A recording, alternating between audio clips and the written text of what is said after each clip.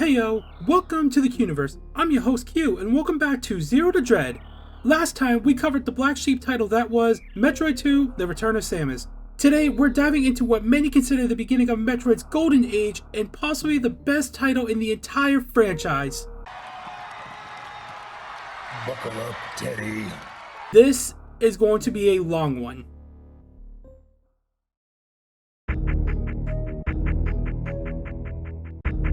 Yoshio Sakamoto sat out in the development of Metroid 2. However, not only did he come back for Super Metroid, he would also gather members from Nintendo R&D 1 and Intelligence Systems to work on making this title.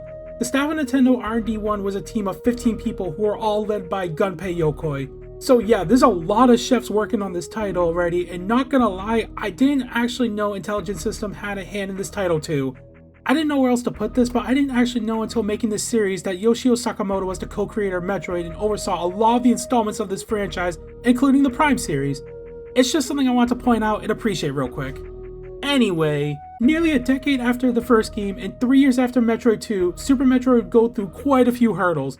Nintendo taking 6 months to approve the project and another 2 years post-approval to develop it were quite troublesome to push through. But in 1994, the world would finally see the release of this title, Super Metroid.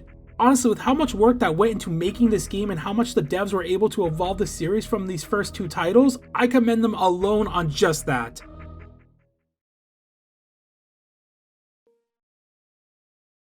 The last Metroid is in captivity. The galaxy is at peace. I first battled the Metroids on planet Zebes.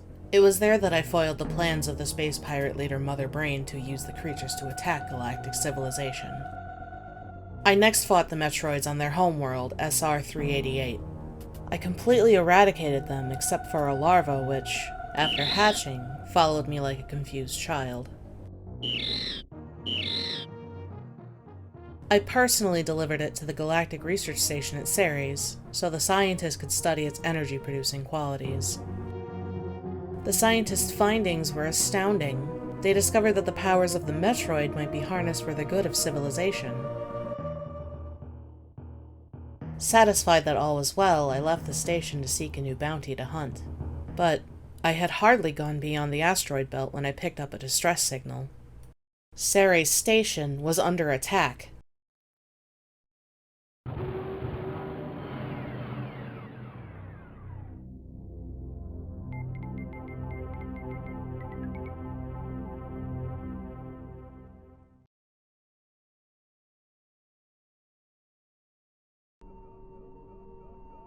So after pulling up to the space colony, the atmosphere hits immediately here. It's so eerie, filled with nothing but a few floors and no enemies, nothing at all. The colors of this area really fit how much dread you feel while somewhat exploring.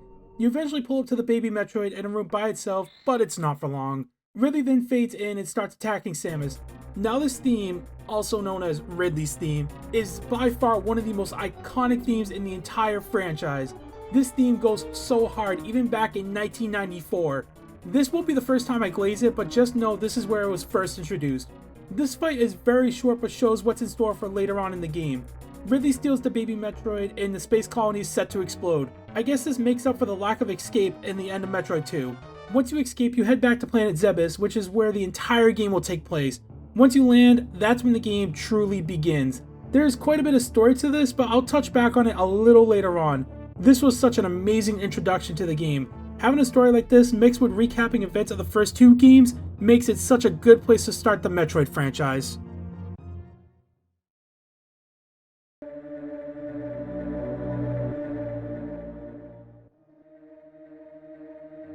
So as you all know, there's a lot of changes in this game as far as gameplay, but let me get this one out the way real quick before we start. We finally have a map! Yes, I know, it's not that big of a deal, but it's just my personal preference. I promise this will be the last time I bring this up since the maps stay for obvious reasons. Now, let's talk about movement. Samus still controls mostly as she did in Metroid 2, but now she can angle diagonally upward by pressing the R button, and diagonally downward pressing the L button. So I would have preferred if it was just set to one button and you can angle up and down manually, since I feel that's just more intuitive, but it's inoffensive. I'd rather have the diagonal shots than not. You get your jump and shoot, that's normal. But now this game, and only in this game, Samus has a run button. So I feel mixed on this because on one hand, Samus now seriously zooms right through these areas, which feels nice, but on the other hand, it can get a little tricky trying to run, jump, and shoot. But with a little practice, you can get used to it. Last thing, and this is the only thing that annoys me the most, when switching between the missiles, super missiles, and the grappling beam, you have to rotate through them by hitting the select button. This is frustrating, especially in battle, because sometimes, for example, you want to be shooting missiles, but you're actually on super missiles and you start wasting those without realizing it. It's manageable, but not intuitive, in my opinion. You can also customize the controls to how you see fit in the file select menu, which is really ideal. So if you want a specific control style like the R button to run, though that is absolutely insane, you can set it to be so. One more thing, but also introduced in this title, is wall jumping. To do this, you'd spin jump into a wall, wait a split second, then press the control pad in the opposite direction. Just as you press the control pad in the other way, press the jump button. Samus will appear to squat on the wall, then jump away. This could take some time to get used to. Truth be told, I'm still kind of ass at it myself. But once you fully learn how to do it, holy shit, you'll be able to sequence break quite a bit in this game. Early missiles, E-tanks, power-ups, you name it. The one I pretty much do myself is trying to get the wave beam. Normally you need the grapple beam, but you could just wall jump a couple times and boom, you just got the wave beam really early on, which means more doors are going to be open, figuratively speaking. Really love how this got added, but man, it's annoying trying to learn it, but it's worth it. Okay, so moving on. Zebes feels way more lifelike this time around, whether it be the jungle area in Upper Bridstar, how eerie the wrecked ship is, or how deadly Norfair feels this time around. I won't go too deep into this, but just know the animators went all out and pushed the hardware to its absolute limit designing some of these areas. Like, I really cannot get over how much I love Upper Bridstar, both aesthetically and its music. I guess I could talk about the music here. I swear, trying to fit a spot to talk about music is kinda tough, not gonna lie. Anyway, the music, you think I say is fine, but no, it's actually great in this title. The jungle area in Bridstar is a certified banger and really meshes well with the luscious area.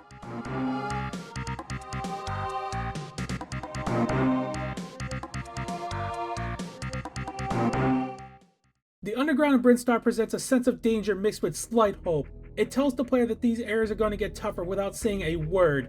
It's a really powerful theme.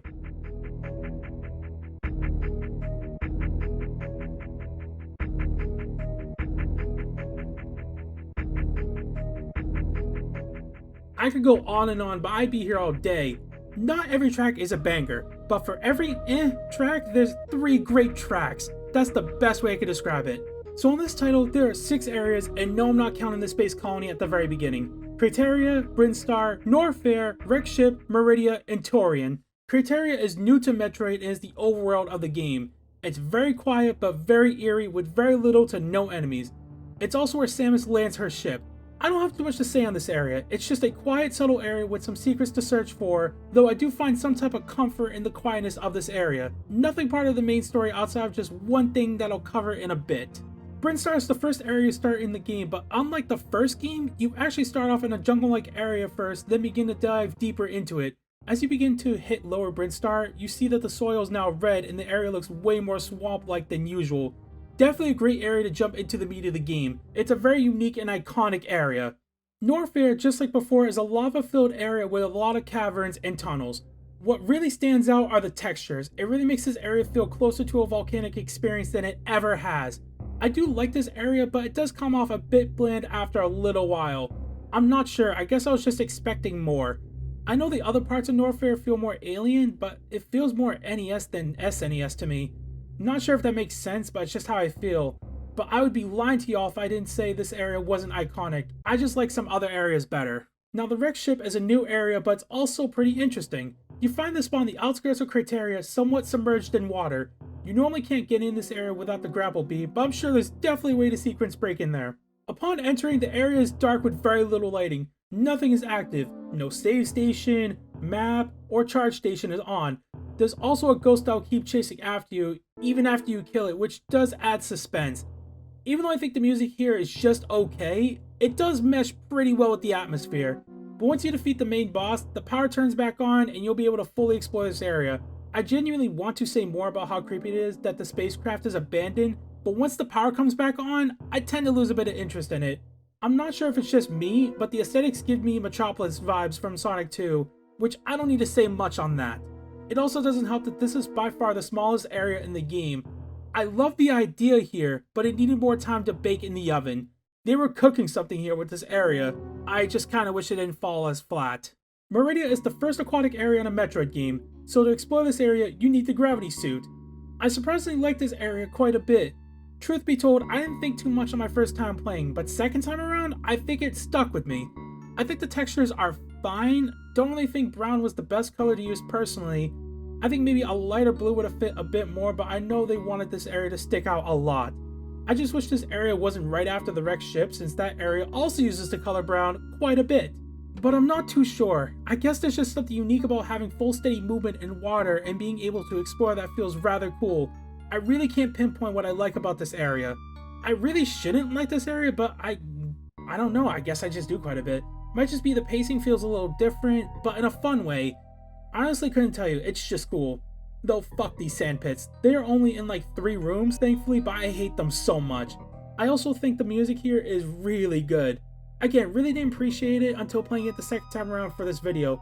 Not much to say really, it's just a unique area due to the time period it came out. I'll go over Tourian later on for plot reasons. The map design honestly in this game really shines, especially for sequence breaking. There is a direct path, but the devs trust their audience enough to have them carve their own path for beating this game. It's very subtle, but it makes this game very replayable and will make every playthrough different because of it, which is such a great thing.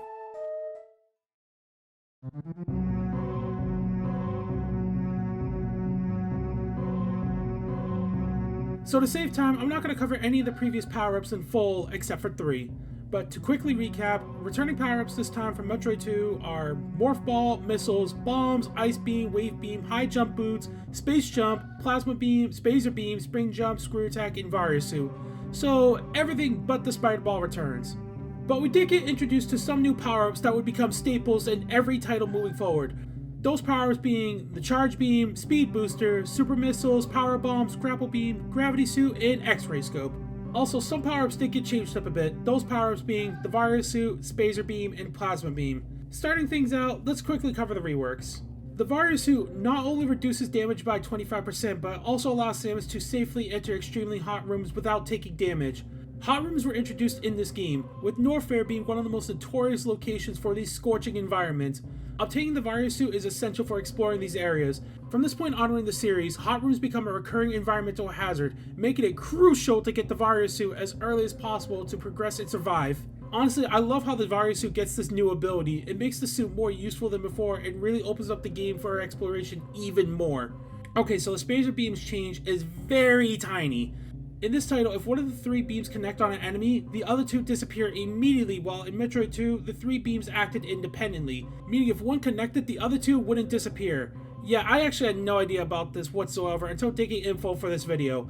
I don't really have much more to say, it's just a slight nerf, but I wouldn't really call it the best beam either. The Plasma Beam could go through walls in Metroid 2, but not in this title. Honestly, I don't have too much to say on this one either. I feel like there's probably more I'm missing, but I had a lot of trouble even finding this information, to be honest. If there's any other details I'm missing of these 3 items as far as changes, please let me know down below in the comments. Okay, one last thing I want to add to here before I continue. So in this title, you can actually mix beams together, which is amazing, meaning you no longer are limited to only one beam equipped. However, you cannot use the Spacer and Plasma Beam simultaneously. Once you grab them, they stay in your arsenal, but if you have one equipped, the other one won't be active. I'm not sure how true this is, but apparently it's due to technical limitations and design choices, which honestly, if that's the case, I don't think it's too far of a reach. The beams are slightly similar enough. It is honestly not that big of a deal in the grand scheme of things. That pretty much leaves things up to the player on how they want to use these beams, which I can respect. Okay, now for the new power-ups. The Charge Beam allows Samus to charge her beams to do a much stronger energy attack. You can do this just by holding down the fire button. If you charge a beam while doing a somersault, Samus will actually do a spin jump attack, which is like the screw attack, but not as good. Still pretty cool though. You can also use this power as a last resort if you run out of missiles against bosses, so that's pretty good too. The power-up is really solid, and I'm surprised this wasn't added until this title. The super missiles are a much stronger variant of regular missiles. They appear much bulkier and have green tips instead of red tips like the normal missiles. There aren't as many super missiles as there are regular missiles though, which makes sense. These things will tear through bosses and pretty much will one-shot most enemies. There's also hidden blocks that will only be destroyed using these specific missiles. Try to collect as many as you can. They are that good of an item. A very strong staple for the series, but I won't lie, there's not much else to add on these. The Power Bomb is Samus' strongest weapon while in Morph Ball form. While in Morph Ball form, she could drop this bomb and it'll light up the entire screen, nearly killing everything in its way and clearing out any hidden blocks in the area. This item is also used to open yellow doors. I don't have a whole lot to add here, it's a pretty good item. Just keep in mind though, like missiles and super missiles, they are expansions, so try to find as many as you can. Okay, now for the speed booster. This item is absolutely wild. For the fact alone, it's pretty much 2 abilities for the price of 1. So when you start to run for a short period of time, Samus will begin to go into a hyper-like state and begin to run at supersonic speed. While in this state, Samus is invincible and will one-shot any enemy in her way. Now that alone is awesome, but it gets better. So while running in this state, if you quickly crouch down, she'll store the state of the speed boost while being able to walk normally for a short period of time. When you hit the jump button in a certain direction while it's stored, Samus will launch herself in that direction. This second ability under the speed boost is known as Shine Spark. So Shine Spark isn't used too much outside of collecting secrets like hidden E-tanks, missiles, that sort of thing. I don't think it's that bad in this game, but my goodness, it's horrible in Fusion trying to collect hidden items, but different story for a different day. The grapple beam allows Samus to grab these blocks and swing from them, or in this rare sense, use it to latch onto these walls. The controls take a little bit trying to get used to, since you have to hold the fire button while swinging or else you'll just drop. Not to also mention, they definitely are a bit clunky even at its best. It can also open blue doors, which is cool. So, to be perfectly blunt, I think this power-up is just fine. It's definitely a staple of sorts, but I guess I'm just unimpressed with how very little it gets used and just how limited it feels. It's definitely a me thing, I totally get that. The gravity suit allows Samus to move freely underwater, not take damage from extremely hot lava, i.e. the lava from Upper Norfair, really since, volcanic area. It reduces the amount of damage taken from enemies by 50%. This suit also changes Samus' virus suit to the color purple, which looks sick as fuck. The suit is simple, but I absolutely adore it. Being able to move the same way you normally do, but underwater, is so damn good, and I feel like this was way ahead of its time. This goes without saying, but it's needed to explore Meridia. Not taking damage from extremely hot lava and a damage reduction are just bonuses, but are greatly appreciated. I can definitely see why this one came back in literally every game onward. The X-ray scope is exclusive to only this title in the Prime series. This item allows Samus to reveal hidden passages and breakable blocks. To be perfectly honest, I think this power-up is fine, but it's far out the way, and if you know this game inside and out, you really don't need it. Unless you're going for the 100% run. The fact that it's not really on your route to get this item really holds it back a bit in my opinion, but I wouldn't call it bad by any means. If it's your first time playing this game, you really should try to get this power up. If you aren't secrets breaking, you'll need the grapple beam to get it.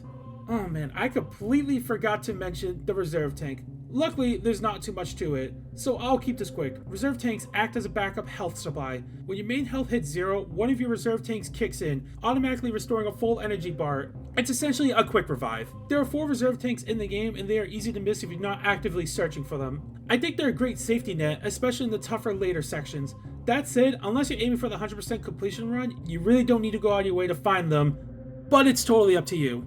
So yeah, the power-ups are definitely a step up from the previous games, but my goodness, until writing this, I had completely forgotten how many new power-ups came from this title alone. It's insane.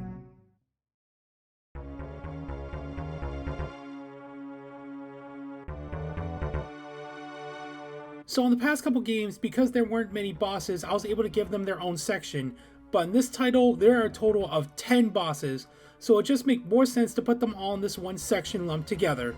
So for this title, we have Ridley, Torizo, Spore Spawn, Kraid, Crocomire, Fantoon, Boltwoon, Dragon, Golden Torizo, and Mother Brain. So for plot reasons, I'm going to hold off and talk about Ridley and Mother Brain for now. Starting things out, we have Torizo. When you grab the bomb power up and try to leave, the door won't budge and the statue will come to life to start attacking you. All it does is march back and forth around the room, occasionally swiping at you when you get near it. Just be careful since the statue has a huge hitbox. You can use bombs to do damage or just drown it in missiles. Either or works, really. This boss doesn't have a lot of health, so I'm kinda surprised this is even considered a boss. This one is no sweat. Next up, the Spore Spawn. This enemy will swing around the room and deal damage if you make contact with it. It also rains these little droplets of spore that will deal damage to you if you make contact with them as well. Though you actually can't kill these to somewhat refill a bit of your energy or missiles. To deal damage to this enemy, you gotta wait until the core is exposed and shoot at it with missiles. The Spore Spawn will start moving faster the more damage it has sustained. You can also turn into a morph ball to dodge the boss, but just be careful of the spores. Though I think this boss is just fine, I really love the aesthetics of the room. Also, the boss theme in here is so damn creepy, but it seriously fits the tone of the fight.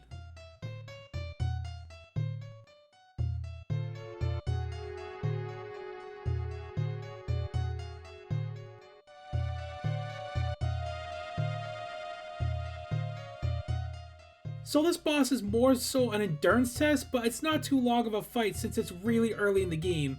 It's definitely memorable for this title. After beating this boss, you are rewarded with the Super Missile, but you can also sequence break to get Super Missiles earlier. Alright, next up, Kraid. This boss needs no introduction, but wow, he's gotten huge since Metroid 1 days. Don't let the size fool you though, this fight is a straight up joke in this version. All you need to do is climb up to the platform and fire missiles into his mouth when it opens. If his mouth isn't open, just shoot a single missile to partially open it. A second missile should make him fully open his mouth at this point. If you already picked up super missiles, which you probably already have at this point, you can completely decimate him in just a few shots. They hit like a truck. That said, watch out for the spikes on his belly and thorns flying around. It's kinda sad really. Kraid got this massive sized glow up only to become one of the biggest punching bags in the entire series. After beating Kraid, you're rewarded with the Varia suit. In Upper Norfair, you'll drop into a corridor. Once you go right into the corridor, you'll find Crocomire. How this boss works, you have to shoot missiles, charge shots, or super missiles into his mouth to push him. Obviously, super missiles push him a lot further. The trick here is that you gotta be faster than him, because there's a wall of spikes waiting for you at the end of the hall if you don't outspeed him. You want to keep pushing him until he falls into a pool of lava. So most enemies explode in this game, but Crocomire dies in a very gruesome way, being burned alive until there's nothing left but bones. Once you go to the end of the hall where the spikes are, Crocomire will fake you out, but instead break the wall then fall to pieces. It's honestly a really fucked up moment, but it sticks with you because of it. In the lowest level of the wrecked ship, you'll find Phantoon skulking around.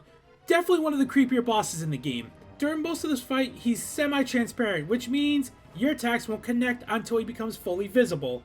He constantly drops large blue plasma flames all over the screen, and they are a pain. You can dodge them or blast them with your beam to clear the screen a bit. The key moment to strike is when Phantoon opens his eye and becomes fully solid. That's your window. Fire off a super missile if you can get some extra damage for it. But don't get too greedy. As soon as he appears, a wave of flames rains down from the ceiling, limiting how long you have to get a shot in. Timing is everything here. I won't lie, I struggle with this one. But like most bosses in Super Metroid, it's all about learning the patterns and keeping your cool. Once you recognize how he moves and when he's vulnerable, the fight gets a lot more manageable. After hitting him, he'll warp to the top of the screen and launch more flames that spiral in circular paths. First from one side, then the other. One trick to survive this, stand just below him and a little off to the side, firing upward to take out the flames before they reach you. Alternatively, hold a charge beam and somersault through the flames, or play it super safe by morph balling into a corner, waiting out each wave, then rolling to the opposite side to dodge the next. Rinse and repeat until he finally flashes and explodes in classic Metroid fashion. Honestly, I find Phantoon very unique as a boss, especially with that eerie atmosphere leading up to the fight. The abandoned powerless ship really sells the haunted vibe. Kind of a bummer that beating him restores the power to the whole place. I really kind of like the spooky vibe. But hey, progress is progress. Botwoon is actually a nothing boss. This serpentine will go from one small hole in the wall to another. That's all it does. Just shoot missiles, a few super missiles, and pack it up. You'll most likely be done with this boss before I even finish talking about it. Really wish I had more to say here, but It is what it is. Now, Dragon is an interesting fight, and by interesting, I mean this is easily one of the toughest bosses in the game. He starts off slow, literally crawling in the left side of the room, but don't let that fool you. Once the fight kicks in, things get chaotic fast. First, when you drop into the room, you'll see a bunch of mini Dragons zip past. Just chill at the bottom and let them pass before heading up. There are also 2 turrets on each side of the room. Take them out with missiles before the fight fully starts. or they'll just make your life miserable by firing energy balls at you the whole time. Dragon's main move is to fly around the room, trying to ram into you, but the real trouble starts when he spits out these weird gray webs that stick to you. If they hit, they'll slow you down, and that's when he'll grab you. If he catches you, you're in for a world of pain as he drags you around and stings you all over and over. It actually sucks. Now, you can hit him in the belly with super missiles. His weak point is that bright yellow gut, but there's a much flashier and easier way to deal with this boss. Here's the thing. If Dragon grabs you, you can use a grappling beam on one of the destroyed turrets on the wall. They'll begin sparking with electricity after you break them. If you connect the beam to the sparks while he's holding you, the electricity will run through Samus and fry Dragon. Yeah, it hurts Samus a little too, but it absolutely wrecks him. Keep it connected long enough and you'll insta-kill him. Honestly, it's one of the most clever and brutal ways to end a boss in the game, and it feels so good when you pull it off. It makes one of the toughest bosses in the game into one of the easiest just by this one simple trick. Just keep in mind, you'll lose about a bar of energy when doing this, so make sure you have the health to spare for this. This is a really cool boss, but being able to one-shot him like this takes away a bit of the charm. However, with how tough he is, it almost feels fair. A pretty engaging boss, all things considered. I'm honestly surprised with how many bosses are in this game just for the third title in this series. Not all of them are memorable, unfortunately, but the ones that are really stick with you, either for their mechanics, presentation, or the mood they bring to the table. Overall, I'd say the boss design in this game is pretty strong across the board. Once you're done with these fights and have gotten both the gravity suit and space jump, you'll pull up to a room in Upper Norfair with a statue of Ridley's head and a bunch of lava. Go ahead and navigate through here. Once you are done, you'll see an elevator leading you to Lower Norfair.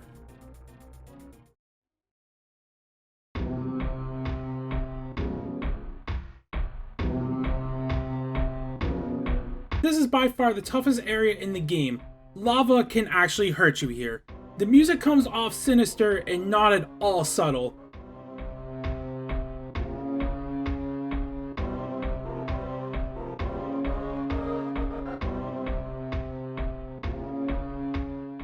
You are now nearing the end game.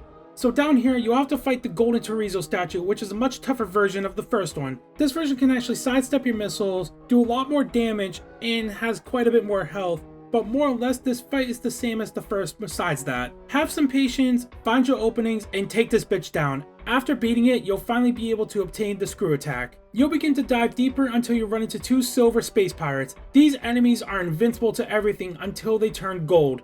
They are annoying as hell, but baiting them into attacking, then punishing them with missiles or charge shot is your best option.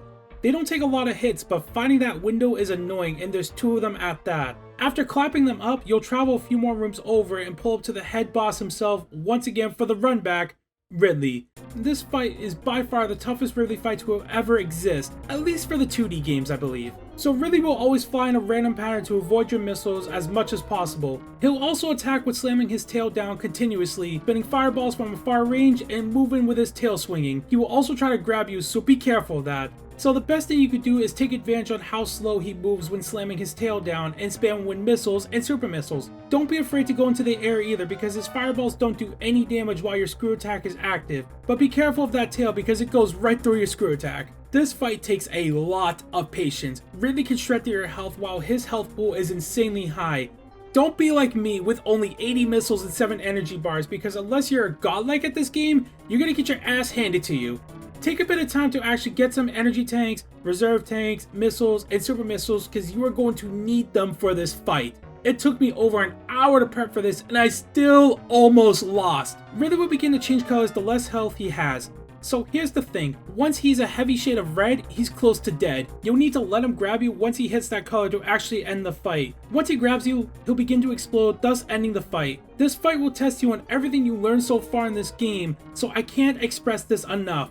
Prepare for this fight. After the fight, you'll go to the next room and see nothing. Just an empty container with the baby Metroid missing. You may miss it, but grab the hidden E-tank that's here and you can begin to traverse back to Criteria. Before I push on, I need to bring this up. If you're trying to collect everything in this game, this is the time you can search all over Zebes for anything you missed up to this point. You will not find anything in Tourian. If you got everything you need or find yourself ready, head back to Criteria and go to this room. This room is filled with 4 statues that begin to fade out since you already beat them. Creed, Batoon, Dragon, and Ridley. These are the only mandatory bosses, but I'd advise trying to fight every boss to get the full experience. Once all the lights fade out, the statues will fall and the floor under the water will begin to open. You'll find an elevator leading to the last area, Tourian.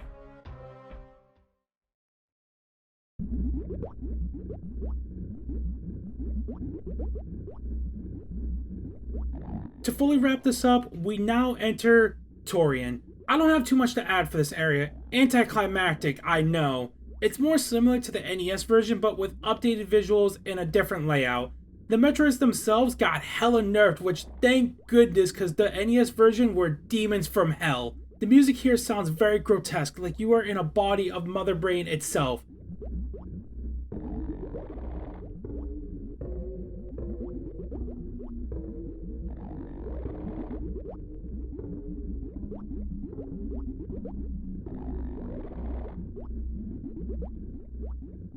It does help quite a bit for immersion, but I wouldn't call it good. You push on through until you're stopped by an enemy and realize the screen is halted. You try to attack the enemy just for the enemy to get absorbed by a giant Metroid. Samus almost gets killed by the giant Metroid until the very last second. Both Samus and the Metroid recognize each other. You find out right here that this is the baby Metroid, but now mutated into a giant due to the space pirates' experiments on it. It's actually kind of sad. The baby Metroid then leaves and you begin to push on after healing. After one more save room, you now find yourself in Mother Brain's room. It's very similar to before, except it's a lot easier to navigate through. Mother Brain doesn't attack you and you are able to missile spam on her. Once she falls, the game is over. Right? Nope! Mother Brain has a second form that you have to fight. Unfortunately, you are just too outmatched by this new form. Mother Brain then begins to release a hyper beam and nearly one-shots you. At this point, Samus is unable to move and you just keep taking hits. Nearing death, Mother Brain charges the hyper beam to finish the job.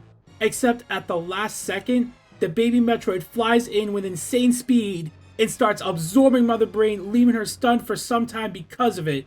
No hesitation at all, and I fucks with it. The baby Metroid then transfers all the energy it absorbed from Mother Brain to Samus, healing her. In a heartbreaking turn, however, the revived Mother Brain strikes back, fatally wounding the baby Metroid. Despite its sacrifice, the creature's final act empowers Samus to fight on. With this newfound ability, the tables have turned and Mother Brain is no match for the new and improved Samus. You make quick work of her and she eventually dies. Yeah, this fight is more so a cutscene than a fight. An emotional scene, but not a real final boss. I'd really consider Ridley the final boss of this game, but I digress. Just like before, the planet is now set to explode, so now you got one more escape back to the ship. During this escape, you can actually save the animals that I mentioned earlier by jumping down here and blasting a hole in this wall. But remember, you got a time limit, so you gotta be quick. You make it back to the ship, and now the game is over. For real this time. Congratulations! You beat Super Metroid. Also, that little speck right there? Those are the animals. You did that. Starting in this title onward, you actually see how much you were able to collect percentage-wise, which is pretty cool, not gonna lie. Last thing, but depending on how fast you beat the game will determine your outcome of which Samus you get at the end screen here. As you can see here, I didn't move fast enough so she barely showed her face under the helmet on my run, but you catch my drift.